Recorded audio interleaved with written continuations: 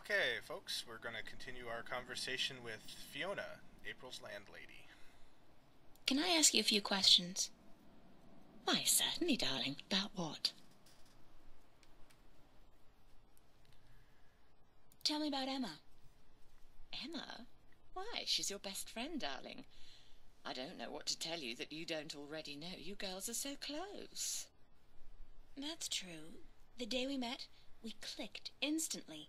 It was strange, but cool. Like me and Mickey, then, except for the sex, of course. That's a pretty big except for, Fiona. Oh, I guess so. She's the crazy one, Emma is. Not crazy as in mad as a hatter, but crazy in a good way. Fun to be around. Emma's always been a little weird. Exactly, darling. She's a flirt, too, and the boys seem to drop like flies at her feet. No wonder. She's a real looker, I don't have to tell you. I'm sure she could have been a model if she'd wanted, but she's an artist, and a good one, too. I really think she'll be a successful artist. Her sculptures are getting a lot of attention. Anything else you can tell me about Emma? She ought to be a little more careful sometimes. She's a flirt, and although she doesn't mean any harm, some lads don't take too well to being teased and rejected.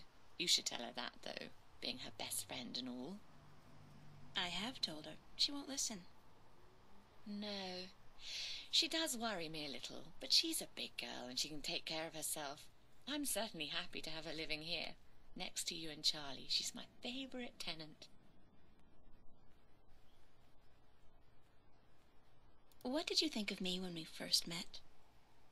That's a peculiar question, isn't it? I thought you were quite lovely. I still do, darling. Do you remember the day I arrived? Of course, darling. It wasn't that long ago, and I'm not senile quite yet. It was in May, wasn't it? Charlie referred you to me, and you were quite at a loss. First day in the city, wasn't it? I remember. You looked like a lost puppy. Puppy? Me? When I saw you lugging that suitcase across the bridge, my heart went out to you. I'm glad you came here. You could have been lost anywhere else.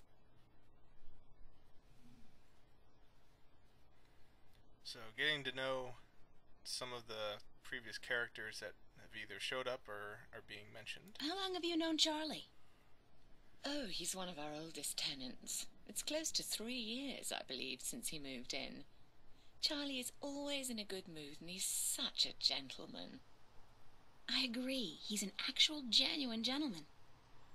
And you don't see a lot of gentlemen these days, trust me. You have a very good friend in him, darling. Perhaps even more than a friend.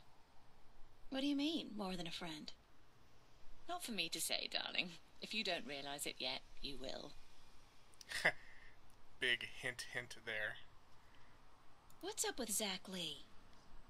Zach? I think we both feel the same way about him, darling. He's not actually a bastard. If he was, I'd have had him out of here in an instant. But he is an arse, and a stuck-up, pompous, arrogant wanker. My thoughts exactly. Aside from that wanker bit. Still, he pays his rent on time and he doesn't make a lot of noise. He keeps to himself. And most importantly, he's shit scared of me, so I can't just kick him out. Tell me a little bit about yourself, Fiona. Me? Why? There's not much to say, darling. I love my job, I love Venice, and I love being with Mickey. I'm a happy girl. Sure, sometimes I wish I could go back to England to see my family, but that's water under the bridge, so to speak. I'm very happy with myself and my life here in Newport. How long have you and Mickey been together? Mickey and I have been together since I was 19. She was in her late 30s then. The older, wiser, worldly woman. I found her sweet and charming and intriguing. When I finally realized she was neither of those things, it was too late. I was in love. She stole me away from my dreary British inner-city life, and she brought me here. She was no knight in shining armour, that's for sure, but she knew how to treat me like a woman. You guys make a great couple. You think so, darling? Yes, I guess we do. and the sex is amazing. You never get tired of talking about your sex life, do you? Never, and if I ever do, please shoot me. Can you tell me something about the border house? That's one of my favourite topics, darling. What precisely do you want to know? As you can see, there's a lot of backstory and information here. I think some people might tend to get bored, just going through all these various tidbits about characters and the place and everything. Personally, I enjoy it. I'm just going to keep going down through the choices, but, for those of you out there who might have a slightly shorter attention span, you can always feel free to zoom ahead if you want to get towards some more action as opposed to just talking and dialogues. But for now, we'll just keep going with it. What made you decide to run a boarding house? That's a long story. One of the reasons Mickey and I got together was that we shared a passion for the classic English country inns. You know, quaint, weathered buildings, funny old ladies, and oddly suggestive names like the Lazy Cock. So why come here to the big city, to America? We wanted to create a place with a similar atmosphere and hospitality here in Newport. Like a safe house for people like you and I to call home, if only for a short while. So we discussed different options for a few months, and then we decided we wanted to start a boarding house for young, penniless students and artists. You decided you wanted to do that here in Venice? We knew that Venice was the place for us long before we came here, but the hard part was finding a building cheap enough. And this building was available? Not at first. Like most of the buildings in Venice, this one used to be a factory, but when we first looked at it, a local company was planning to turn it into a bar and nightclub. It was so perfect for our purposes, though, that we appealed to the Venice Borough Council, and after outlining our plans, they gave us the go-ahead at a reduced price, provided we kept our promises regarding our tenants. What inspired the name Border House? That came quite naturally when we saw the place. It's on the border between two worlds, isn't it? Between Venice and the city itself. And at the same time, I also believe we're on the border between two more abstract worlds.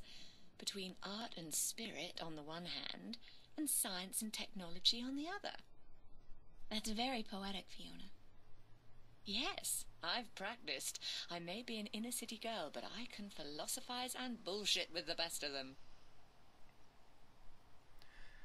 Now, she may not think too much of her own words there, but pretty much one of the key concepts of the game just got thrown into your face. So remember that idea that she just voiced. Do you and Mickey own the place together? We own it together, yes, and we've shared the responsibilities between us. Mickey takes care of the maintenance of the building, and I busy myself with the administrative tasks. I also take care of the day-to-day management of our tenants, like deciding whether or not to let someone rent a room, and, of course, the unpleasant business of booting someone out. I thought you enjoyed that part.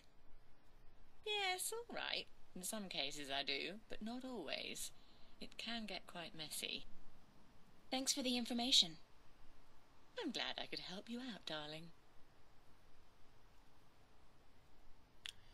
Okay, so I think I'll end this part here, and we'll continue on talking with Fiona in the next video. Bye.